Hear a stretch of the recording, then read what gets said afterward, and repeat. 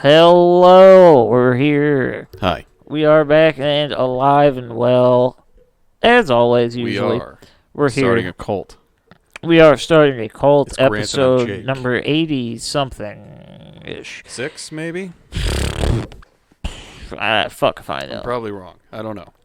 It's been a long time. Whole It's been a week. very, very long time. 112. But we're back. We thought it was appropriate to get back into the extraterrestrial world. The alienage. And the reason is because there's never a wrong time for alien stories. Because they're always out there. But if you really want to break it down into the modern world that we know right now, the pioneer of all of these stories would have to be the abduction of Betty and Barney Hill. That was, holy shit, that was fucking damn near 60 years ago. Almost, yeah. 59. No. Wait, years? 59 years ago. I was going to say it was in 61. Yeah, no, that's it. 61. Okay. I was like, Grant? No, we had it right. For the love of God. You were looking at, you were at the year, I was at the difference of years. Okay, no, I get it. You know what? I'm getting it. Oh. But I mean, I'll tell you this, it's not an uninteresting story by any means. It is not as... Quite the opposite. It's not, I'm not going to lie to you, it's not as intricate or insane as a David Huggins or even a Travis Walton maybe, but it packs a punch, and it's a lot more... to me, it's a lot more scary. Because it really is. There's no definitive answers. It's very old in the sense of story, but not in the sense of extraterrestrial stories. This is the case that really put in place a lot of the things that would come in later abduction cases. Yeah, and it just all the tropes. It definitely greased the wheels of media to put these stories out there and publicize them. And without this story, we might not have ever gotten some of these other, like Travis Walton or David Huggins. We might not have had those stories if it wasn't for Betty and Barney Hill, because honestly, I mean, let's boil it down to brass tacks here before we get into the actual story. You have an interracial couple in 1961 that says they saw a fucking alien and were abducted. It's insane. So that's a story. There's a lot to unpack here. That is a story that if in 1961 probably would not fly. No, very much so. The fact that it did, and it got this attention, it wasn't immediate, but it did get the attention. And it really kickstarted a lot of the craze of aliens in the 60s and 70s. Yeah. And it's the granddaddy of all of the stories. It started everything we have today. Yeah. Before this, they were sightings of UFOs, that kind of thing. But like we were saying, these are the first people to actually say that they were abducted. Yeah. So let's get into it, dude. Betty and Barney Hill. This case was the first widely publicized alien abduction, right, in the United States. It occurred between September 19th and 20th of 1961 in rural New Hampshire. Yeah, and their father-in-law was Benny Hill, the great British comedian. No, I totally made that up. That would be fantastic. That does always throw me off because it's Betty and Barney. So I immediately go to the Flintstones. And, oh my God, I didn't even realize that. Yeah, I immediately jump to the Flintstones, and then after the first second of thought, you're like, oh yeah, it's not the Flintstones, it's Betty and Barney Hill. But then when you morph them together and you say it fast, it's like Benny Hill. It's like, wait, no, it's not that same person either. God damn, there's too many references. It's a catch-all. It is. This case was the first instance that regression hypnosis was used to get some information about abduction, right? Yeah, and for those of us, well, not us, for those of the listeners that are unaware with what that is, it's simply, I don't know if we've talked about these things before, but I don't know if we've ever clarified. This regression therapy is sort of a trance-like therapy session where they put you in a slight meditative state, and they're able to get to the more subconscious thoughts that you have. And they use these a lot in these cases because, well, they're not they're not memorized. They don't remember these things. Yeah. But with enough poking and prodding through the subconscious meditated mind, we might be able to seek some of these buried answers and hidden memories in the human mind. And the reason why they're buried is oftentimes the brain like refuses to go back to them, either maybe because it was too horrifying or maybe it just could not register what it was seeing. Yeah. So it just shut them out. So it's kind of a way of getting to those thoughts, right?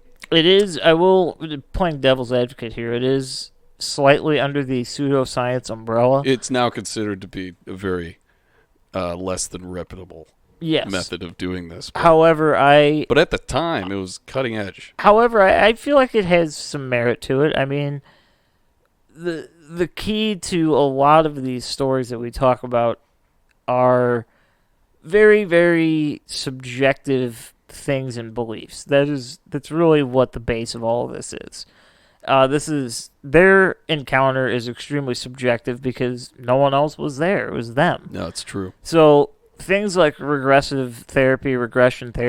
There was a dog there named Delzy. Well, he doesn't remember shit. No, probably not. But these things, they're helpful because, I mean, even if they're not 100% factual, at least it's something coming from the victim, for lack of a better term. They're not a victim, but in this case, they would be, I guess. Yeah. We'll get into the victimhood. So I wanted to make sure both sides are represented. No, yeah, of course. Benny and Barney Hill, who are these people? Right? Who are they? Who knows? Who goddamn They share the name of the lovable neighbors of Fred and Wilma. There you go. Benny, it might be Barney's son, because it's Barney Hill Jr. BHJ? Yeah. Big Hamburger Joe? No, Barney Hill Jr., Grant. He was 39 at the time.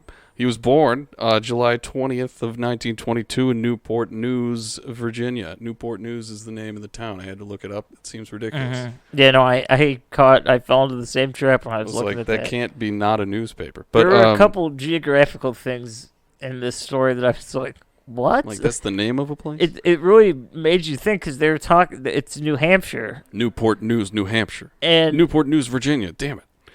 That's where he was Virginia, born. It takes place in New Hampshire, though, I believe. It does. Correct? It takes place in New Hampshire. That was a fun fact, because they were an interracial couple. That was like one of the most liberal parts of the country at the time, so they were very accepted there. Okay. That's why. And it's funny because there's a part where we'll discuss Canada, and for a minute that threw me off when I was reading, because it was like, Canada?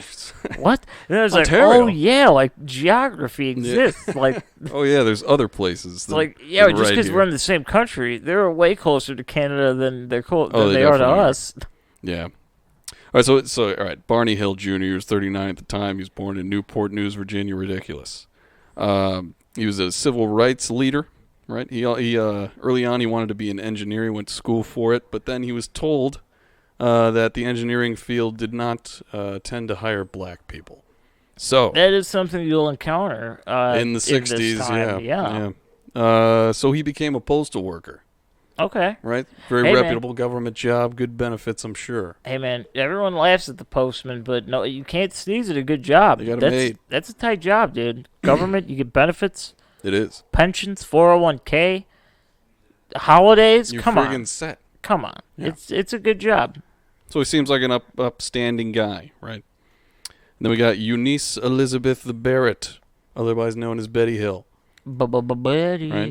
Right? She was 41 years old at the time, and she was born June 28th of 1919 in Newton, New Hampshire. Fuck, these are some old-ass people. Yeah. I mean, not to be disrespectful, but that's a long time they're ago. old. They're very old. She was a civil rights activist as well. I'm pretty sure that's where they met at rallies and such. Yeah, it was. They were actually. I was reading this thing. I don't know if I can particularly corroborate it because it was a forum post, but they were talking about where they were from, where they lived when they were married, and that they were huge parts of the local community for civil rights. And it was one of those comments where normally I'd go past it, but I feel like it's probably true. No, yeah, definitely. I definitely feel like it's true. And Betty was like doing it back in like the 40s too. Mm-hmm. Like when she was in college. I'm pretty sure there was like a news article from back in her college days of her being like befriending the only black girl at her school. Yeah, that made headlines. They were slightly ahead of their time. I mean, they're a little too progressive for where they were. It's true. It's true. So yeah, civil rights. She held a master's degree in social work. She was the supervisor of a child welfare department. Nice. So these are like reputable people. These are awesome people. They're reputable people. They know what they're doing. They seem smart. Yeah, they're definitely cool. I would say not. They're definitely not disliked. I mean, there's really no information out there about people disliking them or talking negatively about them. Yeah, as people, like people that could look past the race thing, because there were states in the U.S. that still had like gay marriage illegal. Well, I mean, yeah, they had that up until like 2012. It's true. So like it, or maybe 11. I don't remember the year, but Obama did it. But it's one of those things. I'm sure there are people that didn't like that, but there really weren't individuals that were against these people actively for what they did or how they acted. So yeah, they were cool. They were just regular citizens.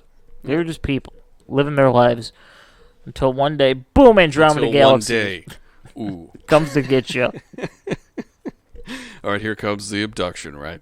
So in September of 1961, Barney had developed an ulcer. Doesn't that suck? Ugh. Sounds painful. So the couple, because of this, I guess, decides to take a fun weekend. They decide to take a small vacation to Canada. That's like a hilarious excuse to go on a vacation. I got an ulcer. I got to go see Niagara Falls. He has an ulcer. We must go on a small vacation. Let us take a boat tour. It is time for a sabbatical. He has an ulcer. Are you okay? All right. I mean, yeah. Hey, who am I? They had a great time. They visited Niagara Falls. They went to Montreal. They had a great time. That'd be cool. And on September 19th, they began their trip home back to Portsmouth, New Hampshire, which was where they lived. Yes. Indeed. The night was clear, and the road they were on was dark and secluded, right? You already got the makings for a spooky ending. There we go. All you need is some fog. Ooh, yeah, that'd be a nice touch. But, all right, so at around 10:15, quarter after 10 p.m., Betty and Barney were about 3 miles south of Lancaster, which is in New Hampshire. Lannister? I need to watch that show, Grant. Oh. I still need HBO. I'm sorry, Lancaster, not Lannister. I don't want to be that dorky about things, but sometimes I just have to. I think you do. So they were about 3 miles south of Lancaster in New Hampshire when Betty saw what she thought was a falling star in the sky, right? That is until the falling star halted in the sky and began moving slowly back towards the moon. Isn't that freaky? The couple claimed that it was moving like a fly, looking for a place to land. And I think what's important to do here is put yourself in their situation throughout history. I mean, this isn't taking place in the year 2020 or 2015, where you could look at these things and say, "Oh, maybe it's a remote control this or a trick drone, of the light, or some type of reflection off of a 757." I would honestly just write it off to a drone. And it's a drone. This is in the 60s. I mean, yeah, airplanes and helicopters existed. They weren't as prevalent as they are today by any means. Drones were not available for commercial sale. Oh, no, yeah. They probably weren't even available in a military setting at that point yet. They were still being created. That's when we got the fucking technology for cell phones. So, especially seeing something like that, it's got to be slightly alarming on a secluded road in the middle of nowhere. No, very much so. No one had cell phones. It's not like you could call anyone. Businesses closed, so it's not you could just drive into town and go to the 24-hour store and see someone. Those didn't exist. You really just had to brave it and get to your house. Yeah. And I'm pretty sure that Barney he thoroughly freaked out because he was like, you know what, Betty, just don't pay attention to it. It's probably a satellite. They kept going. That's definitely that 1960s husband mentality. It's like, that's the most advanced thing that I'm aware of, so it's probably that. It's the trope of every horror movie from the 70s, 80s, and 90s where the dad is the dad is completely against anything happening. You're all insane. This is ridiculous. Until the very last moment. Well, most of the time that's for like haunted houses. And it's like, I just put down fucking $400,000 for this goddamn house. I'm not moving. It's true. That's usually the case. But I'm definitely getting those kind of vibes. More just like, Betty, look at the road. We're going to be home. Just don't talk about it. Eyes front. So anyway, later, just south of Twin Mountains in New Hampshire, which is beautiful. I looked it up. Somebody that was another name I couldn't believe. Some might even say Twin Peaks. Oh my God. You see, because mountains... There's something here. I know it. It's all there. It's all here. It's always been there. Connect the dots yourself, you lazy chump. What are you, a sheep? All right. Later, just south of Twin Mountains, Betty and Barney stopped at a rest area to let their dog Delzy, it was a cute, adorable little dachshund. You want to see it? Nice. Let's see. Look at it. Oh, yeah, okay. Little dachshund boy. See, I saw that I saw that very picture the other day, but I also I didn't assume that the dog was there. I was just like, oh, they have a dog. No, yeah, but that's the thing. It's like Delzy was there. The whole reason they pulled over, but they don't really talk about Delzy afterward. Okay. Delzy is the MacGuffin of this story. That is a reference I'm unfamiliar with. It's a film term, I think. I don't even know if I'm using it right. I'm not familiar with that. I love Delzy. Okay. I believe you. The MacGuffin. But so, all right. Betty used this opportunity to get a better look at the object that was still in the sky, using the binoculars that they had. Barney, in the meantime, was more concerned about bears. So you got to avert your eyes from the sky. We got to worry about these fucking grizzlies. There's a herd of bears coming over yonder. They smell the blueberry chapstick you have. They want in. Blueberry chapstick. He's just absolutely thrashingly upset, freaking out about bears. Oh, dude, he definitely is, because he went to the trunk of his car. He got his gun. Oh, he's not even scared of the animal at this point. He's scared of the football team. He's just, oh no, the Chicago Bears are coming. I'm scared of what I'm going to do with this gun. That's what I'm scared of. So she used the opportunity to look at the binoculars, look at the sky. It was still there. Barney has a gun. And Betty then saw the object pass over the moon, flashing multicolored lights. Disco ball. Yeah, right? It sounds fun. But then she then handed the binoculars to Barney, at which time the object quickly changed course and became very close to them. It started rapidly descending to the earth in the direction of the couple. That's when you punch your foot against the gas pedal and drive. No, it's very true. That they got in the car and did just that. Unless this is an injured cold type scenario where he'll pull up next to you in a lantern. And just like, what's that? And question That's a you city. very sweetly. Like, just asking very nice questions. And if you want to know who Injured Cold is, check out our Patreon episode on Injured Cold. Is that our first one? Yeah, it is. I think it's our first Patreon episode. It is. Yeah. It's a really cool story. I wonder what we said on that. It's a fun time. Anyways. But anyway, yeah, so driving. They're back in the car. They're speeding away. This thing is hot on their tail. Driving in my car, beep, beep. Beep, beep. And the object is coming closer, right? They see it. It is indeed a craft of some sort, and it's enormous. It's about 80 to 100 feet off the ground, and it looks like it's keeping pace. It's maneuvering to maybe block the road, Barney thinks.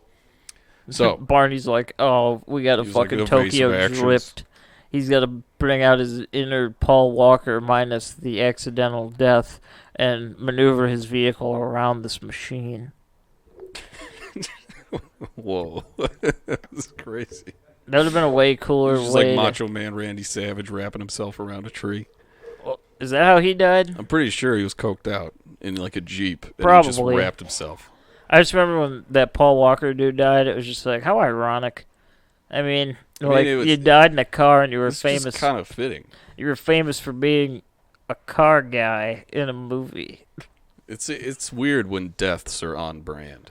God has a funny sense of humor if you believe in that shit. Or karma. The world has a funny sense of humor. Just roll with it. Chaos. Let's have fun with it. Utter chaos. So, yeah, they're speeding down the road.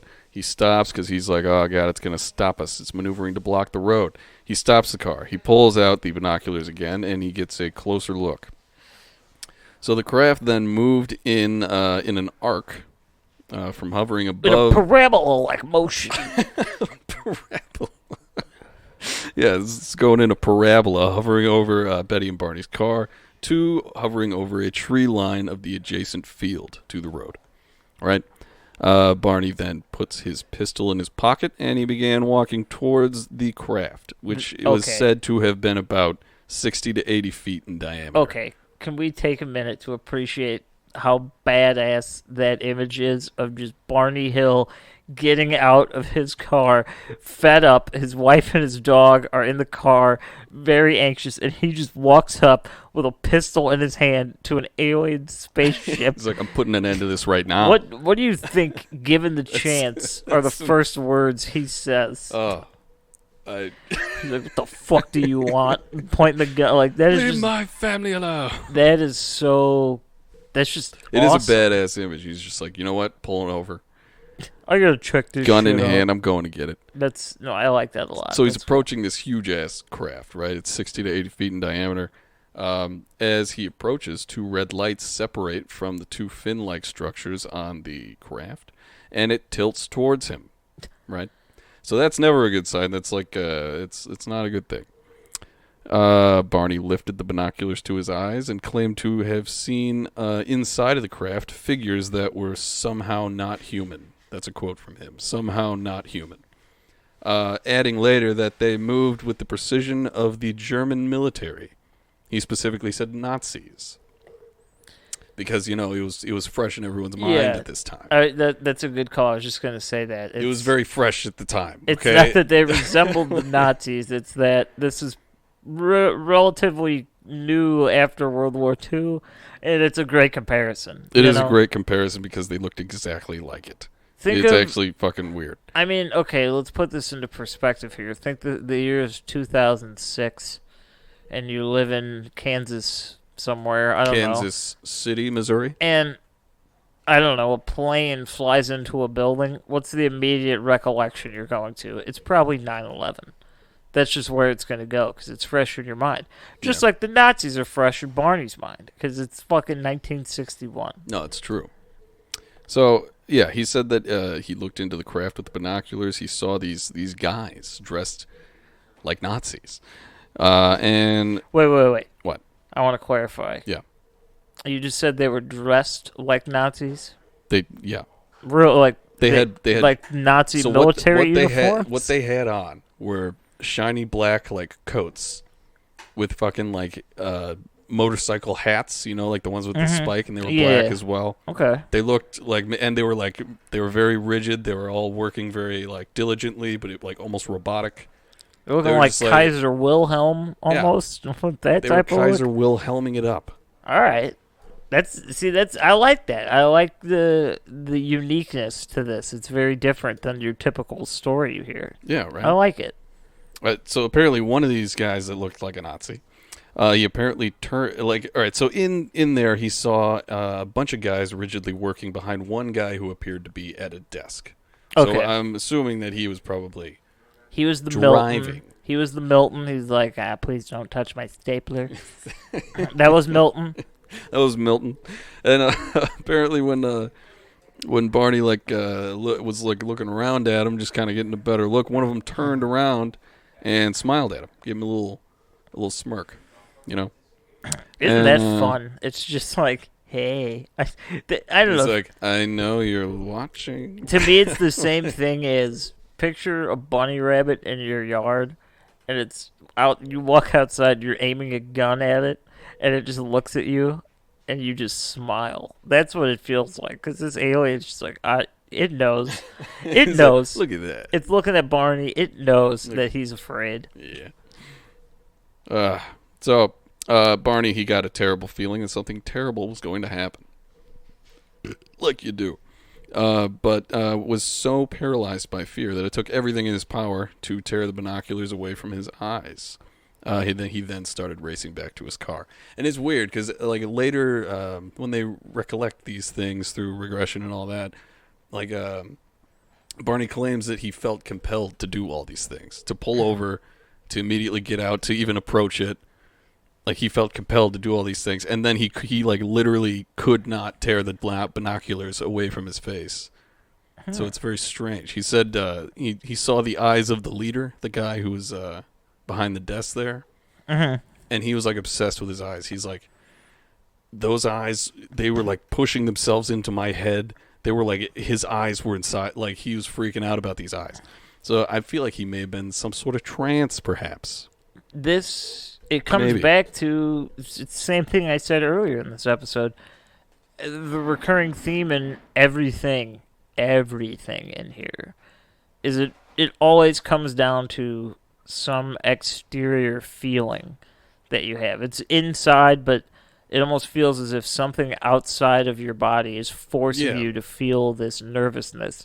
And it sounds like in a lot of these cases it's very sudden and unexpected, so it's like something else must be doing this. It can't just be my brain firing and this feeling immediately arising. No, absolutely. You know, so people are externalizing it much with the idea of God, you know? Like, and if you listen to any of these cases about ghosts, aliens, black-eyed kids even, shadow beings, things that they fucking, I don't know, cryptids, things of that nature, the recurring theme in all of that is this emotion. And there's no name for that. Utter terror, dude. It's just fear. See, that's where I feel like it's our job to come up with a name for that. Because it's a very specific feeling. It's almost beyond fear when it's described. It's something that... We call it something like fun. Like bubble de boop. No, it can't be, because you don't want it, you know? You don't want it. That's the thing. But it's so intense. The way, at least to me, I picture it as someone reading these things, it's almost like an excitement / adrenaline rush mixed with absolute fear for your own life. You almost accept that death can happen at any moment, but you move past it so quickly because you're so amped up about it. And you're just ready for whatever this thing is going to bring. It sounds just like adrenaline, dude. And it's a very similar feeling in all of these different things. The fear. Maybe it's like, what do you want to call it? Like, what are some of your... I don't know. See, that's something I'm going to have to sit on. Spoop. Maybe spoop. No, see, it can't be like funny. I got the spoops. No, it can't be funny. It can't be funny. It has to be serious. Because it's one of those things, you don't want it. You don't want to see a black-eyed kid. You don't want to see an alien. You don't want to see an apparition of a ghost or a poltergeist. You want none of this. So that feeling... The fear. We should... The placeholder name, it's really just like AIDS. It's visual AIDS. You don't want it. You don't want it. I promise you. Well, I don't want AIDS. I don't want a lot of other things, too. It's a crazy thing to hone in on. No, it's a placeholder name for the placeholder, right? So the AIDS-like emotion but like you feel. You're just like, oh, so scared I got AIDS. Mm-hmm. It's not like a because of thing. I don't know. It's very placeholder. Unique. We'll think of a scary word for the overwhelming feeling of dread that people get. Yeah, in these situations. I don't know. Email us some suggestions at startacult@gmail.com. But that's, to me, that's one thing. I mean, I'll kind of talk about this later. It's just it's very interesting that's the one true similarity in every supernatural story, is this feeling. Yeah. And yeah, they're all subjective, but when there's a million subjective cases, you have to think statistically some of them are accurate or truthful. Some of it, I mean, there's That's just math. The appropriate margin of error, but, like, there can't be errors without something being true in there, Right, even if you're a hardcore pessimist, which is acceptable. Everyone, it takes all kinds of people, but there's no denying that, mathematically speaking, we'll say 1 million for a large number. If 1 million people all report a very similar feeling, you have to accept that at least one of those out of 1 million is a truthful event that somebody witnessed. Maybe it could be explained differently through science or other things, but whatever it was, what they believed it to be is what they witnessed. So, yeah, the individual's interpretation of a situation can't not be right. every time. No, exactly. I understand. And that, again, that's something I'll talk about later. But it's important in these stories. Yeah. So he got that feeling, right? Barney got that feeling. He went back to his car after he ripped the binoculars from his eyes. He got the uh-ohs. Let's call it that. Mm-hmm. All right, so Barney gets back into the car. Betty gets in with him, and they start speeding down the road. They are driving in utter silence. For some reason, I totally thought you were going to say they started making out extremely. It's like, they were whoa. just vigorously, just animals in heat. It's like, sweet, dude, this story's taking a crazy turn. Very romantic story. But that's not what happened. No, it's not. They were driving in silence. Not a word was spoken as they're running away from this craft. The craft, at this point, was hovering right along with them, keeping pace with the couple. All the while emitting this rhythmic buzzing noise, right? It sounded like Morse code, sort of. It was like beep, beep, beep, beep, with something like that underneath. See, that was good. That's what they heard. So yeah, they heard that. Then the car was starting to vibrate, and the two claimed that they were feeling a tingling feeling passing through their bodies. Not sexual. This is we're digging ourselves deeper into the sexual hole. So the two quickly became weak, and their minds the knees, dulled. You might say. Weak at the knees, their minds dulled. They got rid of their inhibition. And their clothing. This just turns into a romance novel. And then they claimed they were in an altered state of mind. I guess that was the climax. So after this, the rhythmic buzzing occurred for a second time, and the next thing that Betty and Barney knew, they were waking up 35 miles south of where they originally were, 2 hours after they last looked at the clock. So the only flashes of memories were of the two could recount. They had an orb in the road. This is a little flash of memory they could pick out. They had a quick turn off of the road, and they had a roadblock. So those are the three things they remember from this 2 hours that they cannot account for. Yeah, and immediately. Sadly, again, that's another thing that's very common in these stories is lost time. And you're just somewhere else. It's one of those things that you can only explain so much. I mean, especially, I would say, in a scenario like this where Barney is driving a vehicle and then he loses 2 hours of memory. And that's it. I mean, nothing really occurs from there. It's so hard to explain that. I mean, you're driving a car. How do you? If you were to somehow just forget, you would theoretically be in one of the most dangerous positions to be in that scenario, driving a car. You'd be Macho Manning yourself, yes. And it's. I mean, what do you say about that? How do you really accurately tear that down and say this is what it is? It's subjective. Maybe it's not true at all. But to them, they truly lost 2 hours of time that they just could not account for. So where did it go? Yeah, where to go? I want that time back. Those were the only flashes. They had little memories in there, but that's not 2 hours worth of memories. Where'd it go? So Barney was adamant about not telling anyone about what just happened to them. I kind of don't blame him. Yeah, exactly. They were an interracial couple back in the early 60s. It was difficult enough, and this story, in Barney's eyes, was not... it would not be met with anything but pushback and further hardship. Oh, absolutely. Okay? That's like the last thing. Okay, I mean, it's so hard thinking about it this way, but I mean, put yourself in their shoes. 1961, a black man and a white woman, they're going to go out to the news and say they were abducted by aliens. That is going to bring nothing but negative things their way. I mean, that's just the hard fact of it. It's the terrible reality of the that's kairos of this story. That's what it was. And I mean, even nowadays, barring all of the extra stuff involved because of their race, it's still a story that not everyone would be willing to go out and share with people.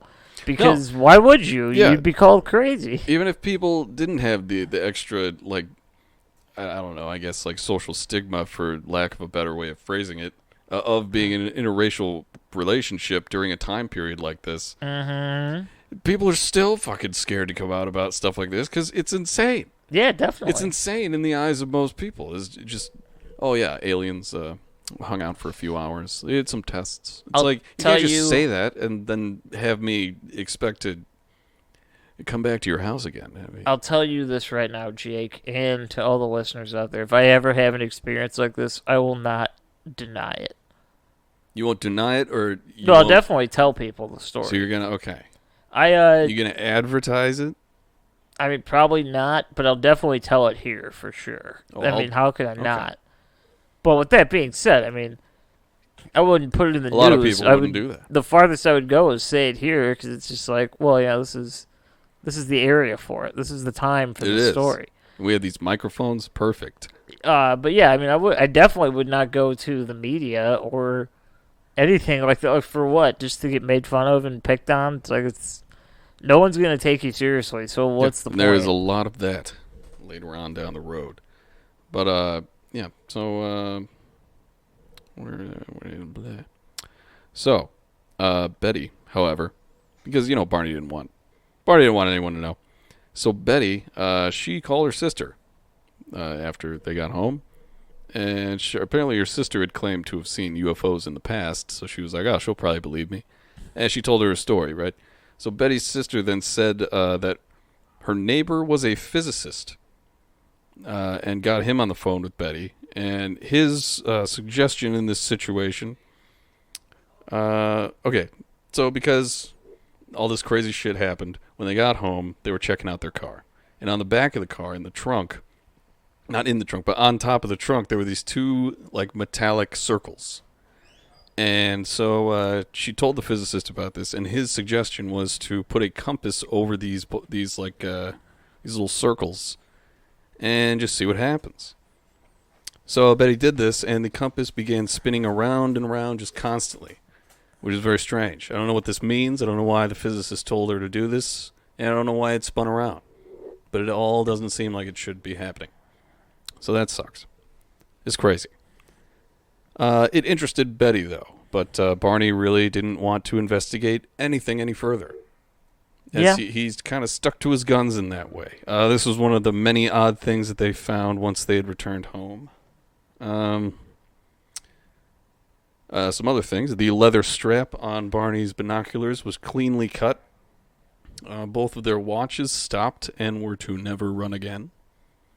Betty's favorite dress, which she had been wearing and was in mint condition, had multiple tears in it and a couple white stains. Oh my god! Oh. Was it a blue dress with white stains? There's a cigar involved? That sounds familiar. The white was powdered milk. They were making cookies. Clinton was around at this time. Maybe he was doing some stuff. Who knows, man? But, so, there were multiple tears and cuts. And there was also this strange pink powder that was on this dress, right? And it seemed to be deteriorating the material the longer it stayed on there. It's like, if it stays on, it's going to make it worse. And this powder was later examined by 5 separate scientific laboratories, and not one of them could identify what it was. They have no idea what this pink stuff is. Oh, that's residue, all right. What kind of residue? That is residue if I've ever seen it before in my life. It's your run-of-the-mill residue. Classic residue. Also, there's a ton of shit that's weird. Barney's shoes also had what appeared to be drag marks on the tops of the toes. Barney also had a discomfort in his groin. In the groin area upon returning home. Yeah, I'm sure he did. There you go. And though nothing appeared to be wrong at the time, over the next 2 years to follow, a perfect circle of 21 warts would appear just above his penis. Herpes. Doesn't that sound just awful? Sounds like herpes. Sounds very painful. Yeah, it's definitely not something I would enjoy. Space herpes, perhaps. Yeah, I mean, Sounds They just about clean accurate. the equipment aliens. Yeah, that sucks. Yeah. So Betty and Barney, they went to, after they got home and discovered all these weird things, they went to bed around 5 a.m. They slept until the afternoon of the next day, and that's when Betty called her sister, and they had the physicist and all that. That's when they found out all that. Her sister's name was Janet. But Janet also told Betty that she might call Pease Air Force Base. You know, That's a weird number to ring. Pease Air Force Base. You just give him a call. Just tell him what you saw. Ring up the base. Yeah. So Betty spoke with Major Paul W. Henderson, who revealed to her that something had indeed shown up on their radar the night previous. It's all coming together. It's very spooky. So Betty then went on to tell their story, right? The story of the couple, what happened. Where's Delzy? That's another thing. Where's Delzy in this picture? It's a dog. I hope that no. It ran away. It's not just a dog. It ran away. It's Delzy the dachshund. Well, it ran away. A wiener dog. I'd be afraid of an alien spacecraft as well. If I was in that dog's position, I'd run. Just stay in the car, Delzy. We'll be right back. You don't know that. Interdimensional wait time is very different. Interdimensional wait time. All right, so Betty told her story. They said there was a blip on the friggin' radar. And so in most of these reports, these types of things, they get descriptions of flying saucers, right? And they're usually discredited immediately. But the Hill story involved a craft that involved fins. And Major Henderson's report later said that it was likely that they misidentified the planet Jupiter. That's what he said happened here. Okay. But he also did include in the report that there was something picked up on the radar.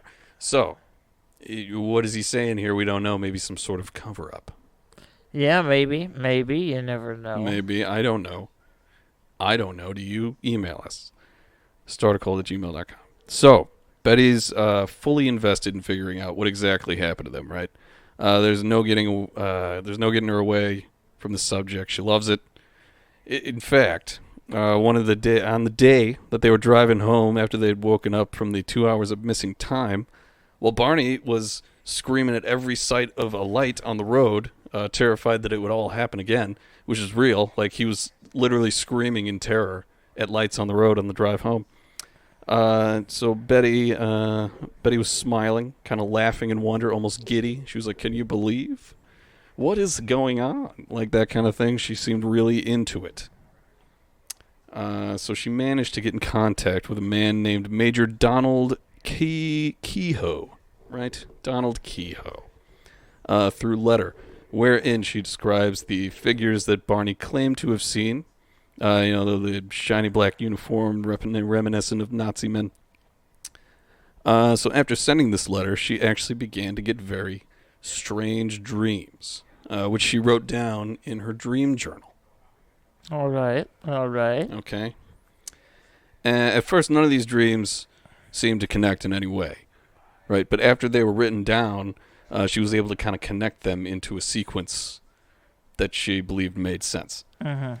Right?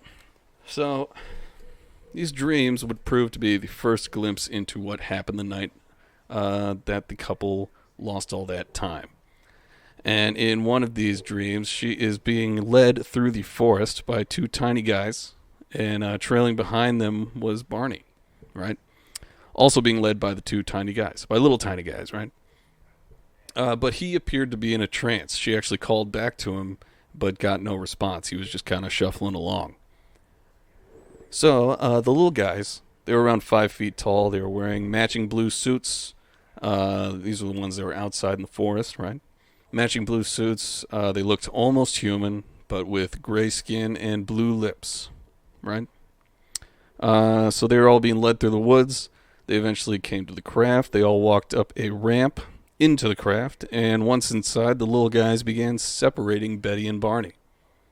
Very high-stakes situation. What's going to happen here? You don't know. It's a little spooky. So, Betty's scared, right? She was the only one in a somewhat conscious state. She begins to protest this, And when the individuals who she assumed to be the leader, explained that if they were examined together, the whole process would just take way longer. Right? It was just going to take forever. So Betty and Barney were separated. And Betty remembers walking into a room where there was another individual who was waiting, whom she referred to as the examiner. The examiner. The examiner. Sort of a doctor-like figure. He looked almost identical to all the others, but Betty said that he had a much calmer and more pleasant demeanor than the leader did. Interesting. Which is, you want that in a doctor. Both the leader and the examiner spoke to Betty in English, though the examiner spoke in more broken English, to the point where understanding him was like very, very difficult for Betty. Yeah. Right?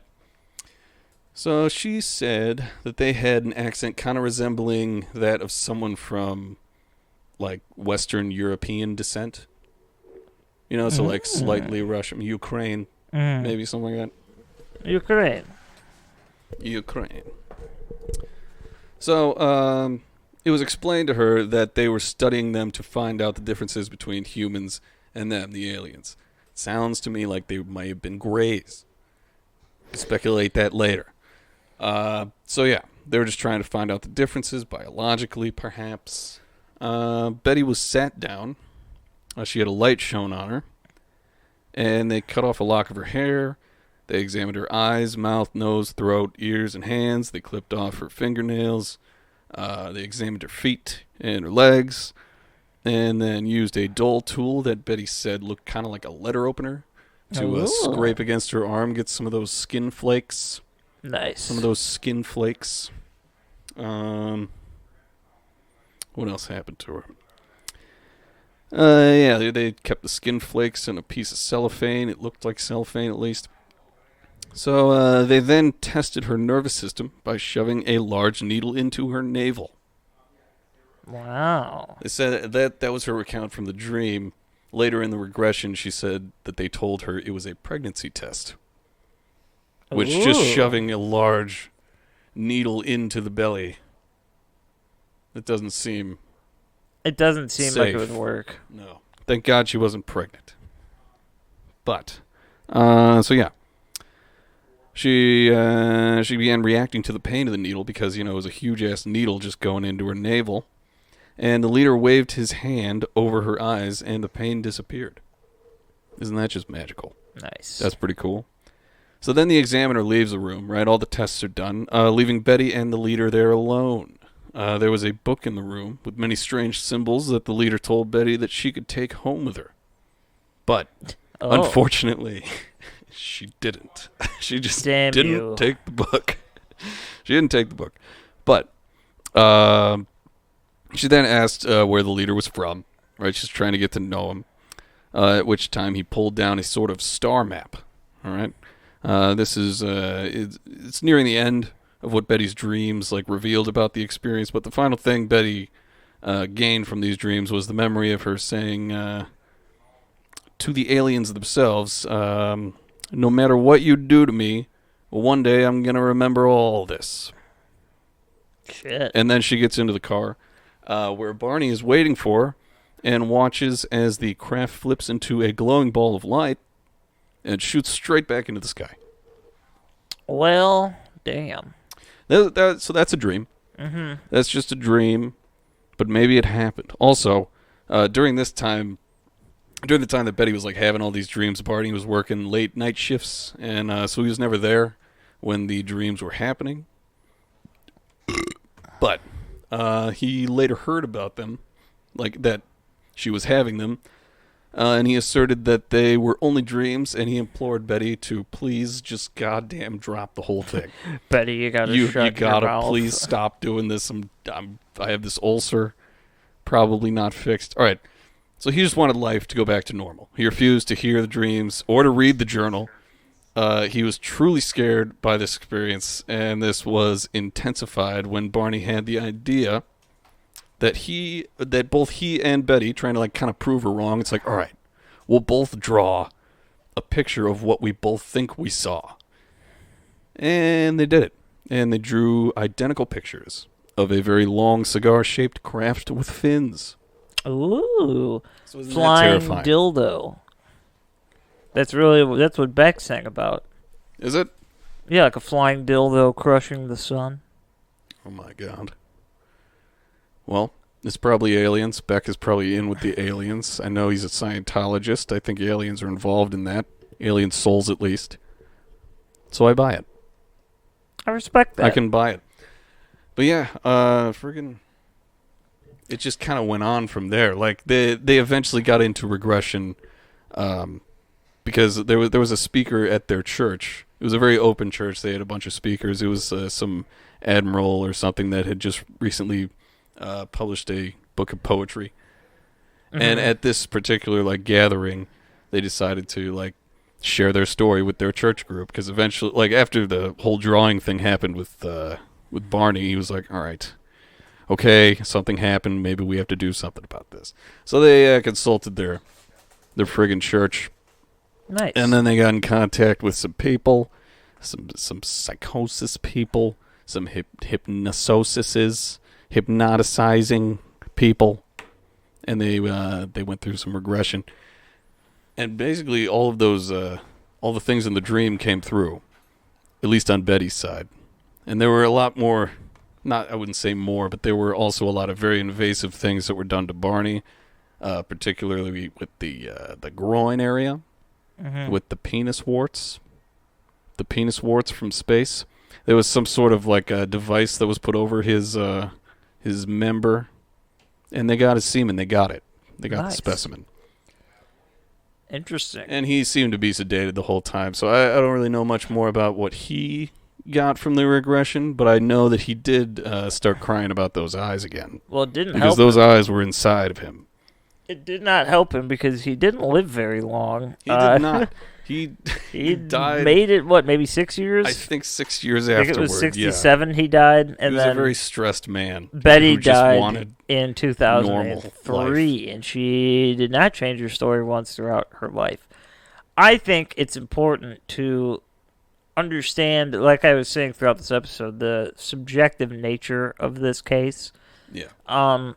It clearly had a lasting effect on both of them. I mean, Barney died within 6 years, arguably because of this madness that he was suffering. Definitely some sort of baggage he got. But one of the things that I find like the most compelling that I haven't really mentioned yet, remember the star map that I said the leader pulled down when she asked where he was from? Mm-hmm. So in her regression, she got to like go back to that moment, and she literally drew out the exact star map, like as she was viewing the memory. Mm. And at the time, it was of something that we had no idea existed. But later on, like years later, as telescopes and like photography advanced, we were able to take pictures of these like far away galaxies and things. Mm-hmm. Mm-hmm. And this drawing that she had like exactly matched up with new findings years later. So that is like one of the most compelling things for this story for me. Yeah. And also they had a lot to lose, like in coming out with this. Pretty much. You know, and it showed because like a lot of the media was like attacking them just for being interracial, and like they were attacking Barney because like the thing about the warts came out. They were like, he's a pervert. Mm-hmm. He's like he sucks, you know, but that's not true. He sounds like a good guy. Yeah, he sounds like a nice... He's a good guy with spatial awareness. Warts from space. Warts from space. But, I mean, yeah, keep in mind everything in this is their experience, you know? And I believe it. I think it's an important story, and it's really...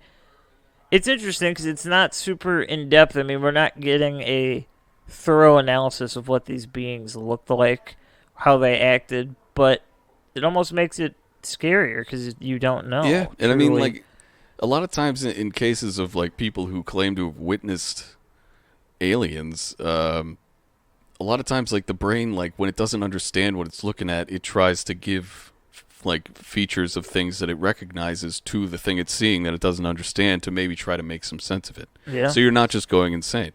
Like, It's Grays. I'm assuming that it's Grays, and I feel like they may have been trying to do like, we'll try to look more human, but also it's like, they never look correct.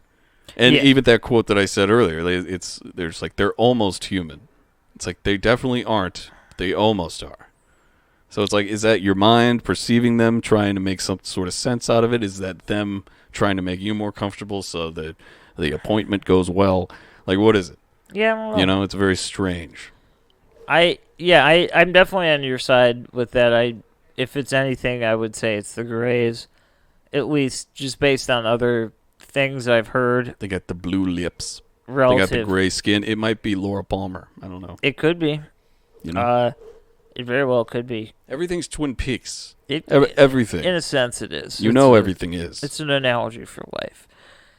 But effectively, that is our episode. That's pretty much it. That's Betty and Barney Hill. They're dead now. Yeah, sadly they are. But I mean, that happened to them. So, yeah. And the rest of their lives, they lived with the fact that happened to them, never wavering. Yeah. So that's something to think about. Damn right. Damn right. Aliens are cool. Maybe you think about them more. Maybe you want more of these. Email us. Maybe give some react, subscribe there. Follow us on all the shit. Mm-hmm. And there's also bananas, Mitch. It's bananas that you say that because that's true. It's true. We're near the end. Yeah, Facebook, Instagram, Twitter.